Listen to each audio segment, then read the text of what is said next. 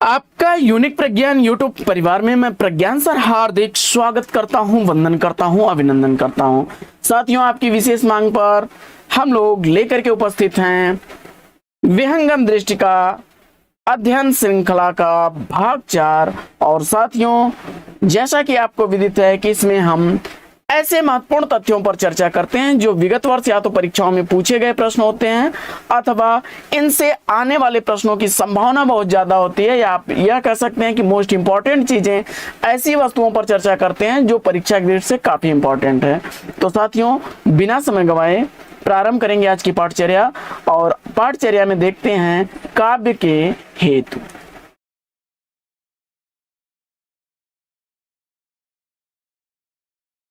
काव्य हेतु के संदर्भ में विद्वानों में ने क्या क्या माना है, तो आचार्य भामा के अनुसार काव्य का हेतु प्रतिभा है। दंडी महोदय ने प्रतिभा, शास्त्र ज्ञान और अभ्यास को माना है। वहीं रुद्रट और कुंतक ने शक्ति, व्युत्पत्ति और अभ्यास को माना है।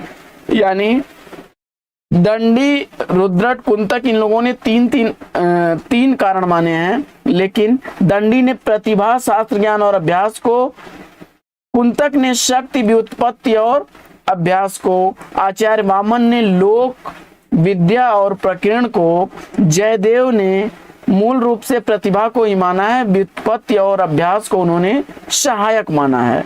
मम्मट के अनुसार शक्ति, निपुणता और अभ्यास, हेमचंद्र ने प्रतिभा को माना है, जगन्नाथ ने प्रतिभा को माना है। तो यह तो काव्य हेतु के कारणों के बारे में विद्वानों या आचार्यों के मत हमने देखे। अब आगे देखते हैं पाठचर्या में क्या पढ़ने वाले हैं। तो विभिन्न आचार्यों द्वारा रस जो प्रतिष्ठित किए गए हैं उनको देख लेते हैं। तो साथियों, श्रृंगार रस, रति, इसका अस्थायी भाव होता है। हास्य रस का हास होता है। रौद्र रस का क्रोध होता है। करुण रस का शोक होता है। और मुझे उम्मीद है कि आपको याद भी होगा, वीर रस का उत्साह, अद्भुत रस का विस्मय, विभत्स रस का जुगुप्सा, भयानक रस का भय और शांत रस का निर्वेद, प्रियान रस का स्नेह, वात्सल्य रस का वत्सलता, भक्ति रस का ईश्वर विषयक रति। इसमें साथियों आपके भयानक रस तक यानी 8 रस जो हैं, श्रृंगार, हास, रौद्र, करुण, वीर, अद्भुत, विभत्स और भयानक, इन 8 रसों के प्रवर्तक आचार्य भरत मुनि हैं। जबकि शांत रस को उद्भट ने, प्रियान को रुद्रट ने और वात्सल्य को आचार्य विश्वनाथ ने और भक्ति रस को रूप गोस्वामी ने दिया है। तो आप बस याद रखिएगा कि शांत रस को उद्भट ने, प्रियान को रुद्रट ने, वात्सल्य को विश्वनाथ ने और भक्ति रस को आचार्य रूप गोस्वामी ने। बढ़ते हैं आगे और देखते हैं आगे रस सूत्र के व्याख्याता आचार्य को। तो रस सूत्र के व्याख्याता आचार्यों को देख लेते हैं हम लोग। भट्ट लोलट दर्शन इनका मीमांसा है और इन्होंने आरोपवाद या उत्पत्तिवाद की व्याख्या की है रस सूत्र की। वहीं आचार्य शंकुक ने अनुमितिवाद, न्याय दर्शन है इनका, और भट्ट नायक का सांख्य दर्शन है। भुक्तिवाद या भोगवाद व्याख्याता हैं ये। और अभिनव गुप्त शैव दर्शन से प्रभावित हैं, अभिव्यक्तिवाद है। साथियों, यहाँ से प्रश्न अक्सर आता है, तो इसको याद रखिएगा। उत्पत्ति या आरोपवाद भट्ट लोलट का है और भुक्ति या भोगवाद भट्ट नायक का है। यहाँ कंफ्यूजन काफी बन जाता है। भट्ट नायक जी सांख्य दर्शन से प्रभावित थे, उनका दर्शन था, और भट्ट लोलट मीमांसा दर्शन से। शंकुक का अनुमितिवाद है और न्याय दर्शन है। इसके बाद अभिनव गुप्त का अभिव्यक्तिवाद, अभिव्यक्ति से अभिनव याद रखिएगा, अभिनव से अभिव्यक्ति, और भुक्ति भट्ट नायक, भ से भुक्ति और भ से भट्ट नायक। इसके बाद भट्ट लोलट हैं, इसमें उत्पत्ति है। तो इसमें आपने याद रखना है कि आरोपवाद या उत्पत्तिवाद भट्ट लोलट का है। इसके बाद निष्पत्ति उन्होंने मानी है, उत्पत्ति मानी है भट्ट लोलट ने, और शंकुक ने अनुमति मानी है, और इसके बाद भट्टनायक ने भुक्ति मानी है, और अभिनव गुप्त ने अभिव्यक्ति मानी है। इसके बाद देख लेते हैं हम लोग पाठचर्या में अलंकारों की संख्या के संदर्भ में विद्वानों के मत। भरत मुनि ने नाट्य शास्त्र में अलंकारों की संख्या 4 मानी है। वेद व्यास ने अग्नि पुराण ग्रंथ में 16 मानी है। वहीं आचार्य भामा ने काव्यालंकार में 39 अलंकारों का विवेचन किया। आचार्य दंडी ने काव्यादर्श में 35 अलंकारों का विवेचन किया। उद्भट ने काव्यालंकार सार संग्रह में 40 अलंकारों का विवेचन किया है।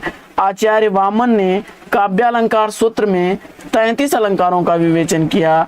रुद्रट ने काव्यालंकार में 52 अलंकारों का प्रयोग किया, और कुंतक ने वक्रोक्ति जीवितम में 13 अलंकारों का, भोजराज ने सरस्वती कंठाभरण में 72 अलंकारों का, आचार्य मम्मट ने काव्य प्रकाश में 67 अलंकारों का, रुय्यक ने अलंकार सर्वस्व में 81 अलंकारों का विवेचन किया।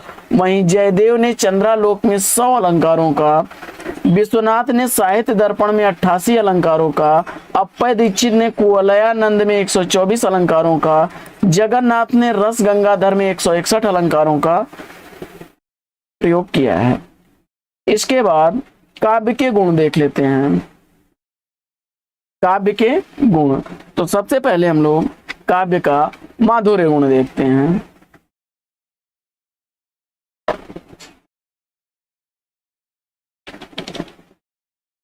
काव्य का माधुर्य गुण, तो माधुर्य गुण का अर्थ देख लेते हैं हम लोग। काव्य से हृदय में मधुरता का संचार होना माधुर्य गुण कहलाता है। काव्य से हृदय में जब मधुरता का संचार होता है तो वहां पर माधुर्य गुण होता है। उदाहरण देख लेते हैं कि बसो मोरे नैनन मानंद लाल, यह मीरा की पंक्ति है। अथवा कुंदन को रंग फीको लागे झलके अति अनंग चारु गोराई, मतीराम की पंक्ति है। और यह श्रृंगार करुण और शांत रस में जो है माधुर्य गुण पाया जाता है। अगर इसकी भाषागत बिंदुओं का उल्लेख देखा जाए तो ट वर्ग के व्यंजन, संयुक्ताक्षर, दीर्घ समास युक्त पदों का प्रयोग इसमें नहीं होता है। र मेल से निर्मित पद का प्रयोग इसमें नहीं होता है। अनुनासिक और अनुस्वार वाले वर्णों की इसमें अधिकता होती है। इसके बाद देखते हैं हम लोग दूसरा गुण, ओज गुण। काव्य के गुणों में 3 गुण सामान्यतः स्वीकार किए जाते हैं, माधुर्य गुण, ओज गुण और प्रसाद गुण। तो इसमें अब ओज गुण पे हम लोग चर्चा करते हैं। तो काव्य से हृदय में उत्साह, उमंग, आवेश और स्फूर्ति आदि का संचार होना ओज गुण कहलाता है। जैसे बड़ी इंपॉर्टेंट पंक्ति दिखाई दे दी, अक्सर परीक्षाओं में पूछी जाती है। अभी पिछले वर्ष भी टीटी या पीटी एग्जाम में पूछा गया था कि हिमाद्रि तुंग श्रृंग से प्रबोध शुद्ध भारती, स्वयं प्रभा समोज्वला स्वतंत्रता पुकारती। तो जयशंकर प्रसाद की यह पंक्ति है और इसमें ओज गुण है आपका। इसी तरह से देशभक्त वीरों, मरने से नेक नहीं डरना होगा, प्राणों का बलिदान देश की वेदी पर करना होगा, नाथुराम शर्मा की यह पंक्ति है। और यह वीर रस, रौद्र रस, भयानक रस और विभत्स रस में देखने को मिलता है।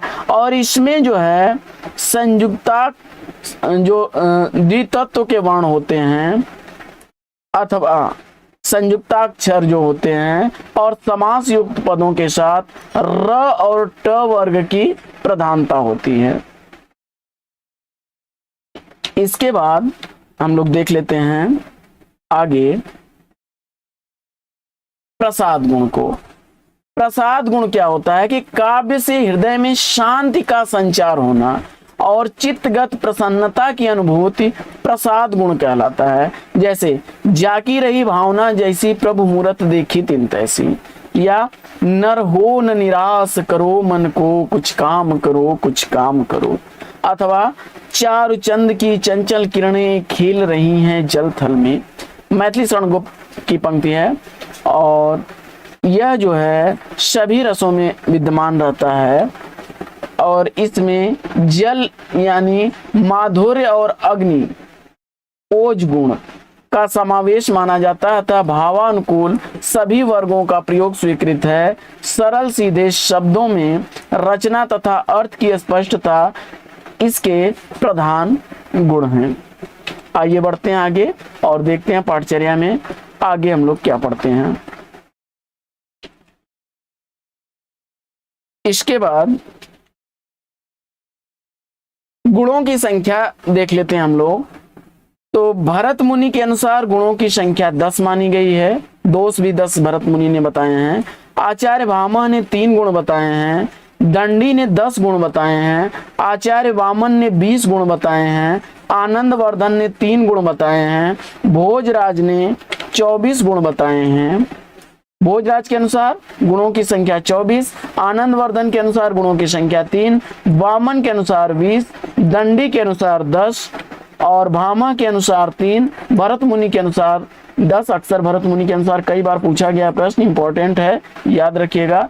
इसके बाद आचार्य मम्मट के अनुसार 3 है, वेद व्यास के अनुसार 19 हैं और विश्वनाथ के अनुसार 3 काव्य गुण होते हैं। जगन्नाथ ने भी काव्य गुणों की संख्या 3 मानी है।